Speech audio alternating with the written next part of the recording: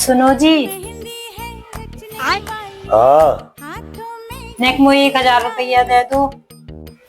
क्या करेगी?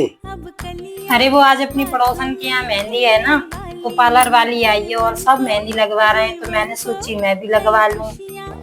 तो का 1,000 रुपए मेहंदी लगा देगी वो? हाँ, ब्यूटी पार्लर वाली है ना, वो बहुत अच्छे डिजाइन बनावे। अरे बाप रे।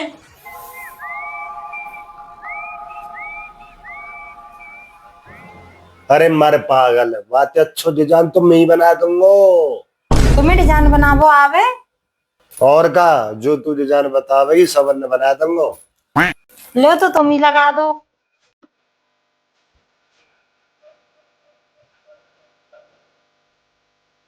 अब बताते रहे हमें नाम कहाँ लिखना है। मतलब अलग ही लेवल का बंदा था। मैं